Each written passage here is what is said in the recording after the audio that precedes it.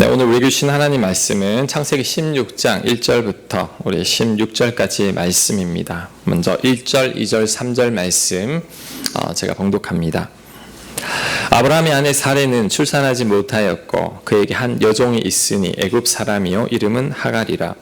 사레가 아브라함에게 이르되 여호와께서 내 출산을 허락하지 아니하셨으니 원하건대 내 여종에게 들어가라. 내가 혹 그로 말미암아 자녀를 얻을까 하노라 하매 아브라함이 사레의 말을 들으니라. 아브라함의 아내 사레가 그 여종 애굽 사람 하갈을 데려다가 그 남편 아브라함에게 첩으로 준 때는 아브라함이 가나안 땅에 거주한 지 10년 후였더라. 아멘.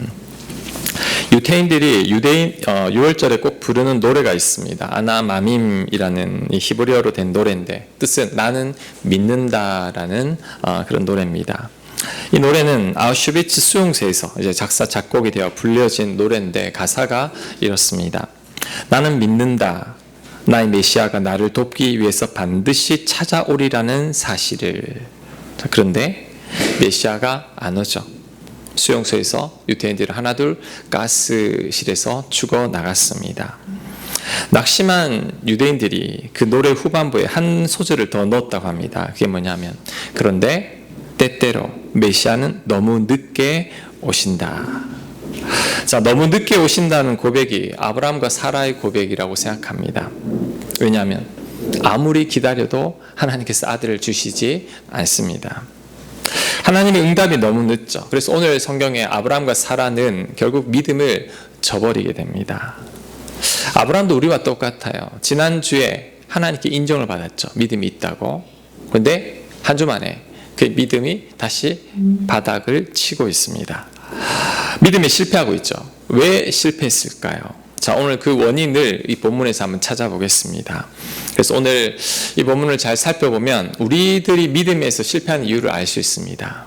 내가 왜 믿음으로 살지 못하는지를 오늘 아브라함을 통해서 배워서 이제는 믿음으로 살아가는 저와 여러분이 되어야 합니다. 그래서 오늘 설교 제목이 믿음으로 살지 못하는 이유입니다. 자, 그렇다면 왜 우리가 믿음으로 살지 못할까요? 첫 번째, 사람들의 말을 하나님 말씀보다 더 듣기 때문이죠. 사람들 말보다 하나님 말씀보다 사람들 말에 여러분들이 더 귀를 기울이기 때문에 믿음에서 실패합니다. 자, 오늘날 사라가 아브라함을 불러서 이런 말을 합니다.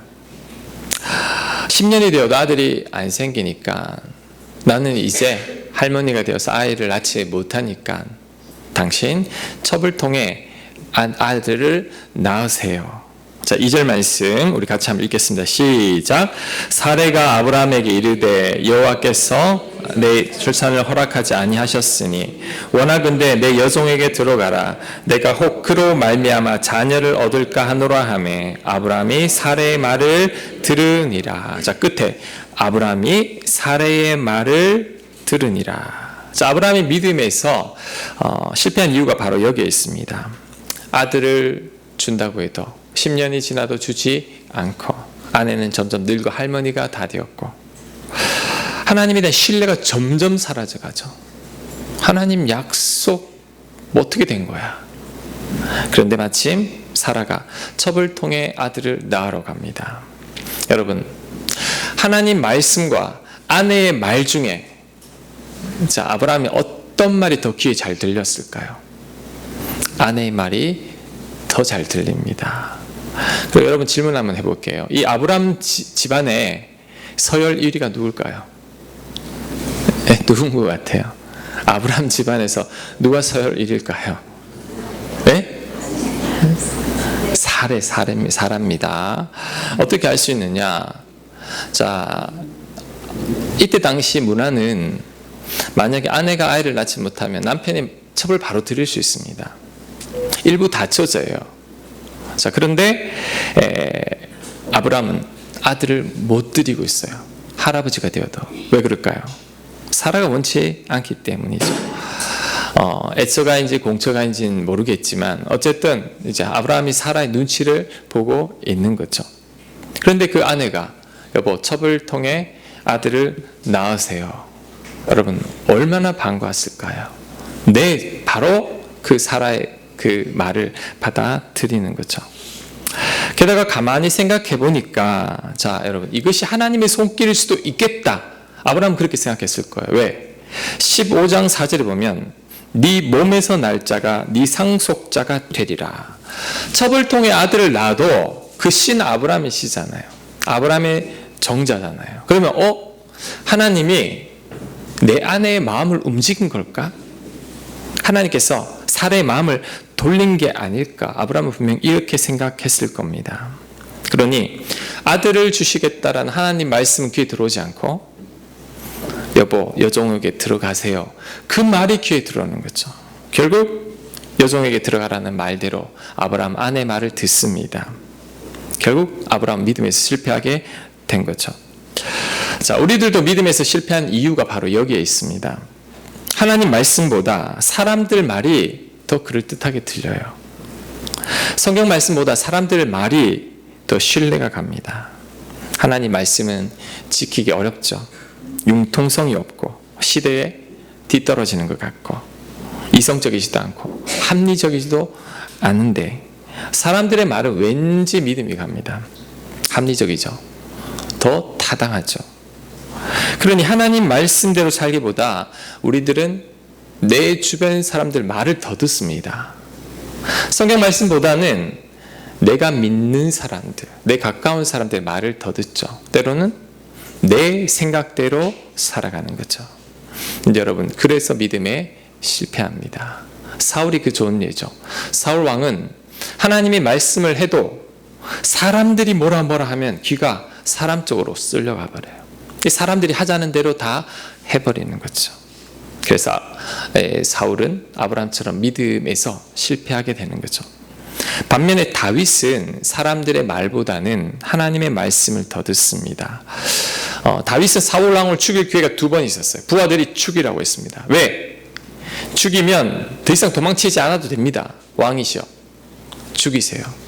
근데 다윗은 사람들의 말을 듣지 않습니다. 왜? 하나님께서 기름 부은 왕을 죽이라고 하지 않았기 때문에 사람들 말을 듣지 않고 하나님 말씀을 듣는 거죠. 그래서 다윗은 믿음에서 승리하게 된 거죠. 여러분, 잘 들으세요. 항상 사람들의 말이 더 그럴듯합니다. 사람들의 말이 더 그럴듯하고 더 현실적이에요. 손해도 안 보는 것 같고 게다가 굉장히 쉬워요. 제가 예를 한번 들어볼게요. 한번 물어보겠습니다. 여러분에게 직장 2군데 제의가 들어왔습니다. 한 직장은 모든 조건이 너무너무 좋아요. 월급도 지금의 2배, 근무 여건도 좋고 또 모든 사람들이 선망하는 그런 직장입니다. 그런데 문제가 뭐냐? 이제 주의를 지킬 수가 없어요. 주일에도 계속 일을 해야 돼요. 또 다른 한 직장은 처음 조건보다는 다 못해요. 대신에 주일은 확실히 지킬 수 있는 거죠. 고민하고 있을 때 주변 사람들이 이렇게 말을 합니다. 교회 몇 년 못 다니면 어때? 나중에 승진하고 잘 되면 그때 교회 나가면 되잖아. 월급이 2배인데? 그런 사람들이 다 부러워하는 직장인데 그쪽으로 가. 여러분, 어떤 직장을 택하겠어요? 여기에서 전혀 고민하지 않은 사람이 있어요. 2 부류의 사람이에요. 너무 믿음이 좋아 전혀 고민하지 않는 분이 있고, 믿음이 없어서 전혀 고민하지 않고 그 직장으로 가는 분이 있고, 어떤 분은 여기서 고민합니다. 왜? 하나님 말씀을 안식일을 기억하여 거룩히 지키라고 했는데 이 말씀을 따를 것인가? 현실적으로 보면 이 직장이 더 좋은데 고민하게 된다는 거죠. 그런데 이때 하나님 말씀을 따라가느냐 사람들의 말을 따라가느냐는 이제 여러분의 선택이죠. 그런데 그것이 바로 여러분의 믿음의 현 주소라는 겁니다. 우리는 이때 이 순간에 하나님 말씀이 자꾸 귀에 들려야 합니다. 우린 사람들 말에 귀가 얇아서는 안 되죠. 이 성경 말씀이 귀가 얇아야 됩니다. 성경 말씀이 하는 바를 따라가려고 애를 써야 되는 거예요. 그럴 때 믿음으로 살게 되지만 그렇지 않을 때 여러분 아브라함처럼 믿음에서 실패하게 됩니다. 여러분의 사람들의 말과 성경 말씀 중에 어떤 말에 더 신뢰를 두고 있나요? 그게 여러분의 믿음의 정도이죠. 귓가에 맴도는 사람들의 말이 있습니다. 그럴듯한 말일 거예요. 더 솔깃합니다. 그래도 우리는 하나님 말씀을 더 들어야 합니다. 성경 말씀에 순종하며 살아야 하는 거죠. 그럴 때 믿음으로 살게 되는 거죠. 자, 우리가 믿음으로 살지 못하는 이유는 사람들의 말에 귀를 자꾸 기울이기 때문이죠. 그래서는 안 됩니다. 두 번째, 우리가 믿음으로 살지 못한 이유는 기다리지 못하기 때문입니다. 자, 3절 말씀 우리 같이 한번 읽겠습니다. 시작. 아브라함의 아내 사레가 그 여종 애굽 사람 하갈을 데려다가 그 남편 아브라함에게 첩으로 준 때는 아브라함이 가나안 땅에 거주한 지 10년 후였더라. 자, 10년 후였더라라는 이 단어가 눈에 들어오는데 사라가 10년을 기다렸죠. 이 사라의 마지노선은 10년입니다. 10년이 지나니까 다 무너져 버리죠. 그녀의 믿음도, 아브라함의 믿음도 무너집니다. 10년을 기다렸는데도 아무런 응답이 없구나. 이제 더 이상 못 기다리겠다는 거죠. 그래서 인간적인 방법을 동원합니다. 자, 그런데 아브라함은 분명 찜찜했을 거예요. 왜냐하면 이렇게 쉬운 방법은 아닌데, 아니 이럴 것 같으면 옛날에도 아들을 구했을 텐데, 그리고 하나님은 분명 나와 사라를 통해 아들을 주신다라고 했는데, 그런데 문제는 아브라함은 지쳤다는 거죠. 기다리다 이제 아내가 이제 생리마저 다 끊어져 버린 거죠. 아, 안 되나 보다. 그 믿음이, 하나님 말씀에 대한 믿음이 희미해지고 이제는 사라의 말이 더 믿게 되었다라는 거죠. 여러분, 자, 저를 한번 따라해 보시기 바랍니다. 믿음은 기다립니다. 여러분, 믿음은 기다림입니다. 믿음이 있는 자는 기다릴 수 있고 믿음이 없는 자는 절대 못 기다립니다. 자, 기다리지 못한다는 것은 결국 내 뜻대로, 내 방법대로, 옆에 사람 말대로 해버리게 되죠. 기다리지 못하는 사람은 절대 하나님 말씀에 순종하지 않습니다. 그래서 믿음의 훈련 속에 반드시 들어가는 필수 코스가 있는데 그게 뭐냐면 기다림의 훈련입니다. 자, 하나님은 저와 여러분을 훈련하시는데 반드시 거치게 하는 훈련이 뭐냐면 기다림의 훈련이죠. 성경의 믿음의 사람들 치고 이 기다림의 훈련을 통과하지 않은 사람 하나도 없습니다. 아브라함 100세까지 기다렸어요. 다윗 광야에서 왕될 때까지 10여 년간, 그가 사울이 죽고도 7년을 더 기다렸습니다. 그 20년 기다렸죠. 요셉, 그의 꿈이 이루어지기까지 그 20년 걸렸습니다. 신약의 시므온과 안나는 예수님을 볼 거라는 그 계시를 받고 평생을 기다렸습니다. 여러분, 기다리는 것 하나님의 훈련입니다. 하나님 이것을 기뻐하십니다. 자, 시편 46편 10절 말씀. 너희는 가만히 있어 내가 하나님 됨을 알지어다. 좀 서두르지 마. 내가 하나님이야. 내가 할 일을 좀 줘. 그 말이죠. 시편 37편 7절. 여호와 앞에 잠잠하고 참아 기다리라. 시편 130편 5절. 나 곧 내 영혼이 여호와를 기다리며 내가 그 말씀을 바라는도다. 파수꾼이 아침을 기다림보다 내 영혼이 주를 더 기다리나니 참으로 파수꾼의 아침을 기다림보다 더하도다. 파수꾼은 아침이 되면 근무 교대죠. 여러분, 불침번 서보신 분들은 알겠지만 얼마나 기다리겠습니까? 근데 하나님은 이렇게 기다리라는 거죠. 그래서 제가 보니까 성격 급한 분들 있죠. 이 성격 급한 분들은 절대 믿음의 사람이 못 됩니다. 왜? 하나님의 때를 못 기다려요. 내가 해버리면 돼요. 충분히 할 수 있어요. 내가 서둘러요. 인간적인 방법을 앞세우는 거죠. 하지만 그로 인해 항상 넘어집니다. 왜냐하면 내 방법, 내 뜻, 내 계획은 하나님의 계획보다는 서툴거든요. 그래서 어려움을 겪게 되는 거죠. 여러분, 기다림이 힘들지만 기다리면서 여러분이 인내를 배우게 됩니다. 못 기다리면 인내를 못 배우죠. 하나님이 인내를 가르쳐 주려고 기다리게 하는 거죠. 그리고 기다리는 동안에 이때 믿음이 자랍니다. 왜? 기다릴 때 하나님만 바라봐요. 안 기다릴 때는 하나님 안 바라봐요. 근데 기다리는 자는 하나님만 바라보는데 이때 우리들의 믿음이 자라기 시작합니다. 그래서 하나님께서 기다리게 하는 이유가 있다라는 거죠. 그리고 여러분, 기다림 이퀄 기도입니다. 자, 에가서 예레미야가 3장 25절 말씀 우리 같이 읽습니다. 시작. 무릇 기다리는 자에게나 구하는 영혼에게 여호와께서 선을 베푸시는도다. 사람이 여호와의 구원을 바라고 잠잠히 기다림이 좋도다. 자, 여러분이 잘 아는 구절이지만 제 눈에 새롭게 지난주에 보였습니다. 그게 뭐냐? 자, 기다리는 자, 구하는 자, 하나님은 똑같이 봅니다. 기다릴 줄 아는 자가 하나님께 기도하게 되어 있습니다. 기도하는 자만이 기다립니다. 하나님을 기다리니 기도할 수밖에 없고, 기도하는 자니 하나님을 기다릴 수밖에 없는 거죠. 그러니 기다리는 자는 곧 기도하는 사람이라는 거죠. 하나님 이 사람을 선하게 봅니다. 네가 나만을 바라보며 나에게 은혜를 구하고 있구나. 하나님께서 그를 선하게 여기고 그에게 은혜를 베풀어 주는 거죠. 그래서 하나님께서는 사람이 여호와의 구원을 바라고 잠잠히 기다리는 것 좋게 본다라고 말합니다. 그래서 우리가 하나님을 기다릴 때 하나님을 꼭 만납니다. 하나님을 기다리지 못할 때, 내가 서두를 때, 내 방법대로 해버릴 때, 그때 하나님을 못 만나게 되죠. 그리고 하나님 방법이 아닌 내 방법대로 해버리면 꼭 부작용이 생깁니다. 처음에는 좋은 것 같지만 나중에 안 좋아요.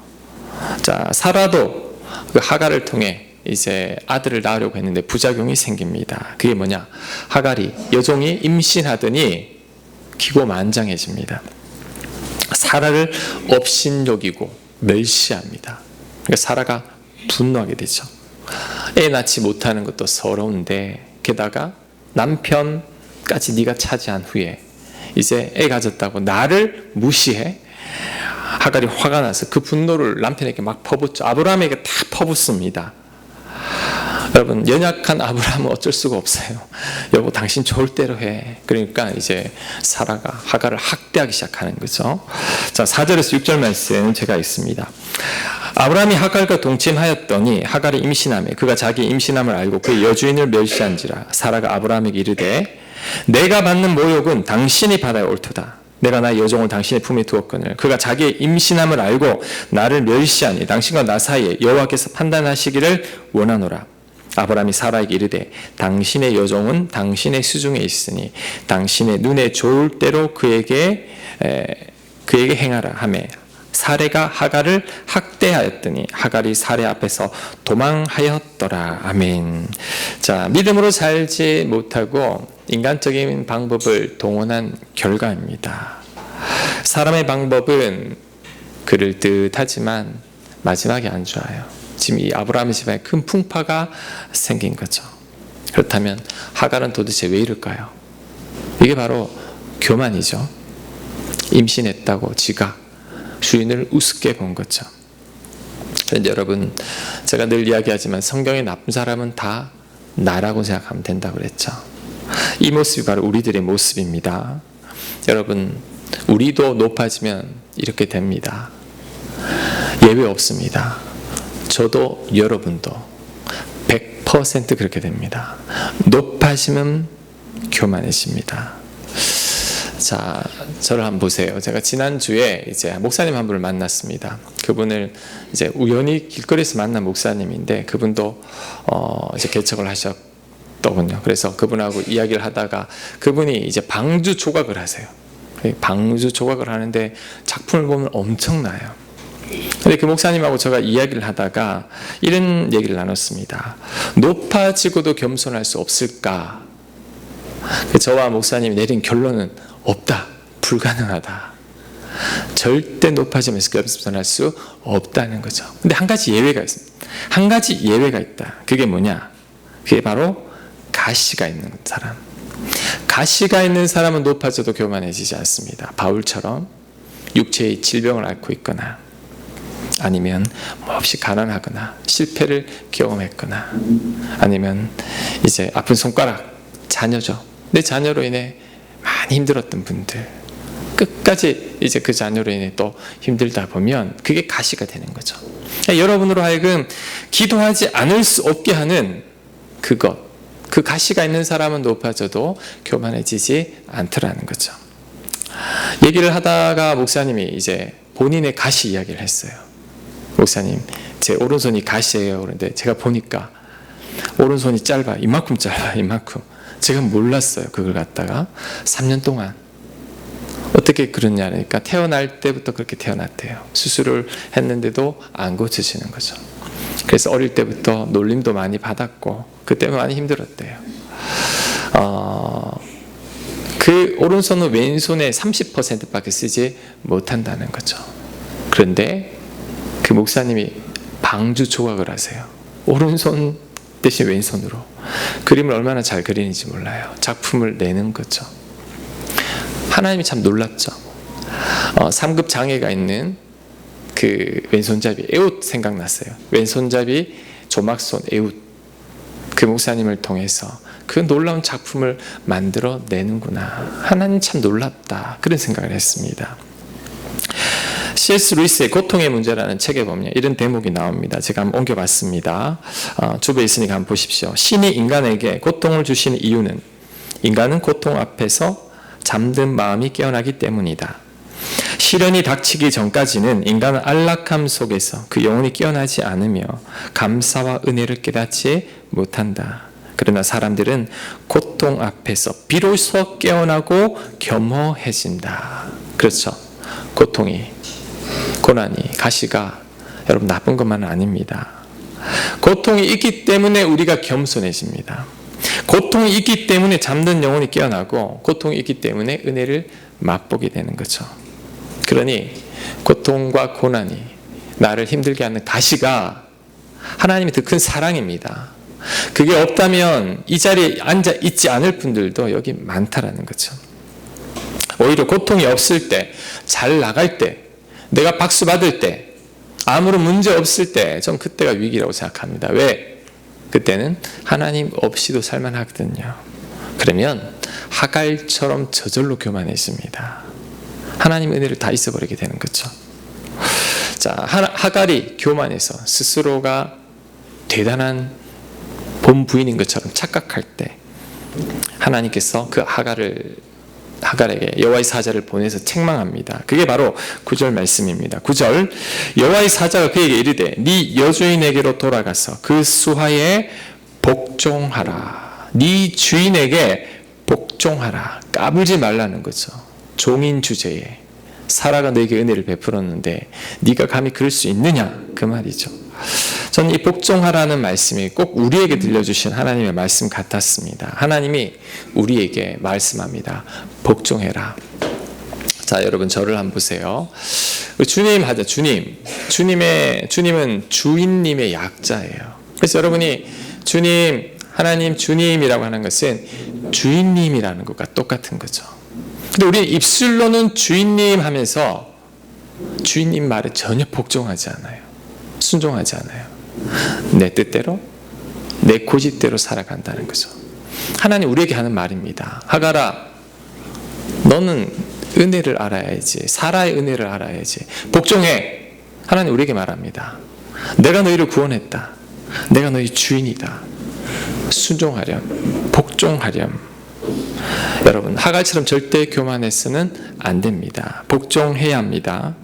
자, 그런데 그 다음 내용이 참 은혜가 됩니다. 10절부터 16절까지 말씀 제가 읽습니다. 여호와의 사자가 또 그에게 이르되 내가 내 씨를 크게 번성하여 그 수가 많아 셀 수 없게 하리라. 이게 하갈의 씨를 축복해 준다고 합니다. 여호와의 사자가 또 그에게 이르되 네가 임신하였은즉 아들을 낳으리니 그 이름을 이스마엘이라 하라. 이는 여호와께서 네 고통을 들으셨음이니라. 그가 사람 중에 들나귀 같이 되리니 그의 손이 모든 사람을 치겠고 모든 사람의 손이 그를 칠지며 그가 모든 형제와 대항해서 살리라 하니라. 이 아들을 아마 축복해 주는데 많은 전쟁이 있을 것 같죠. 13절, 하갈이 자기에게 이르신 여호와의 이름을 나를 살피시는 하나님이라 하였으니 이는 내가 어떻게 여기서 나를 살피시는 하나님을 배웠는고 함이라. 도망쳤는데 자신을 살펴주신 하나님을 만나서 살피시는 하나님이라고 이제 부릅니다. 14절, 그러므로 그 샘을 브엘라 헤로이라 불렀으며 그것은 가데스와 베렛 사이에 있더라. 하갈이 아브라함의 아들을 낳음에 아브라함이 하갈이 낳은 그 아들 이름을 이스마엘이라 하갈이 아브라함에게 이스마엘을 낳았을 때에 아브라함이 86세였더라. 아멘. 자, 하갈에게 복종하라고 한 후에 하나님은 그녀에게 복을 허락합니다. 대신에 내가 너 씨를 아주 번성하게 해주겠다. 전쟁에서 이기는 아들로 해주겠다. 하나님께서 축복해 주신 거죠. 그리고 여러분, 사라는 하나님을 못 만났어요. 그런데 종은 여호와의 사자를 만났습니다. 지금 하갈이 하나님과 더 가까워요. 그리고 하갈이 고통 가운데 하나님 응답하셨죠. 하나님께서 그녀를 살피셨죠. 이스마엘 고통을 들으셨다. 브엘라 헤로이, 하나님 나를 살피셨다라고 고백합니다. 제가 이 대목에서 은혜를 받은 이유가 있습니다. 그게 뭐냐면, 여러분, 하갈은 불순종의 결과물이죠. 하갈을 통한 아들은 하나님의 약속의 자녀가 아닙니다. 인간적인 방법을 통한 하나님께서 원치 않는 자녀죠. 게다가 이 하갈은 분수를 모르고 얼마나 교만한 여인인지 모릅니다. 하지만 그럼에도 불구하고 하나님께서 그녀의 고통을 들으셨고 하나님께서 그녀를 살피셨다는 거죠. 뿐만 아니라 그녀에게 놀라운 복을 허락해 주신다는 거죠. 자, 이런 생각이 듭니다. 비록 약속의 자녀는 아니지만 하나님께서 아브라함의 씨라고 챙겨주는 것 같아요. 내가 네 몸에서 날짜를 챙겨주시는데 그 약속을 하나님은 지키려고, 비록 약속의 자녀는 아니지만 네가 불순종의 자식이지만 그래도 하나님께서 챙겨주신다라는 거죠. 제가 문득 이런 생각이 들었습니다. 그게 뭐냐면, 불순종의 자녀인 이 하갈도 하나님께서 챙기신다면 우리는 어떨까? 우리 당연하게 챙깁니다. 약속의 자녀가 아님에도 하나님께서 아브라함의 씨라는 이유만으로 이렇게 챙겨주시는데 우리는 약속의 자녀예요. 하나님이 당신 아들과 우리를 핏값으로 바꾸었죠. 하나님께서 우리를 너무나 사랑하셔서 우리를 구원해 주셨는데 왜 하나님께서 우리를 책임지시지 않겠습니까? 이스마엘 우리의 고통을 들으십니다. 브엘라 헤로이, 하나님은 우리를 살피시는 그 하나님이라는 거죠.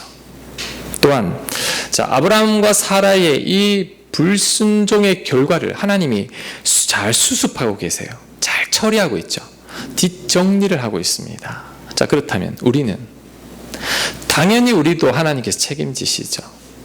아브라함의 실수도 하나님이 이렇게 챙겨주시는데 우리의 실수들, 우리의 허물들, 우리의 잘못들 하나님께서 왜 챙겨주시지 않겠습니까? 지난 삶을 돌아보면 정말 실수한 적 많아요. 근데 하나님은 저희 실수를 다 수습해 주셨고 뒤처리해 주셔가지고 합력하여 선으로 만드셨습니다. 그 하나님이 우리 하나님이라는 거죠. 밧세바가 생각이 났습니다. 밧세바는 불륜녀죠. 나쁜 여자죠. 그런데 다윗이 밧세바를 좋아했어요. 그러니까 하나님께서 그것을 인정하고 밧세바를 통해 솔로몬을 낳게 하고 다윗 왕가를 이어가게 합니다. 불륜녀를 통해서도 하나님은 다윗의 뒷수습을 하신 거죠. 야곱이 얼마나 이 깨로 인해 많은 사고를 저지르는지 모릅니다. 하나님 다 뒤처리합니다. 요셉의 형들은 요셉을 노예까지 팔았죠. 하나님 그것도 다 수습해서 결국에는 요셉을 애국의 총리로까지 세운다라는 거죠. 그래서 혹시 여러분 과거에 실수 있죠? 잘못 있죠? 잘못된 선택으로 인해 여러분 고통받은 적 있죠? 근데 하나님은 그것도 다 정리해 주십니다. 하나님은 여러분의 그 잘못으로 인해서 벌어진 그 고통 들으세요. 이스마엘. 그 다음에 하나님 여러분을 살펴주시는 거죠. 브엘라 헤로이. 이게 바로 하나님의 사랑이라는 거죠. 자, 우리는 그것을 믿어야 합니다. 그래서 믿음의 사람은 내가 잘못된 길을 가거나 잘못된 선택을 하거나 실수를 했다 할지라도 넘어지지 않아요. 왜? 나는 실수하지만 하나님이 수습해 주거든요. 아브라함과 사라는 불신으로 첩을 통해 인간적인 방법을 아들 낳았지만 하나님은 그것도 챙기셔서 이 하갈의 자손 이스마엘을 축복해서 지금의 이 지금 이슬람 지역에 이렇게 책임져 주신다라는 거죠. 그러니 우리는 낙심하지 말아야 합니다. 혹 잘못했다 할지라도. 그리고 오늘 이 본문을 보면 우리는 기쁨이 넘쳐야 돼요. 왜? 믿음의 조상 아브라함도 이 정도밖에 안 돼요. 그럼 우리도 충분히 이룰 수 있다는 거죠. 우리도 하나님을 믿지 못해 불순종하고 사람들의 말을 듣고 하나님 때를 기다리지 못하고 내 마음대로 처리할 때가 있다라는 거죠.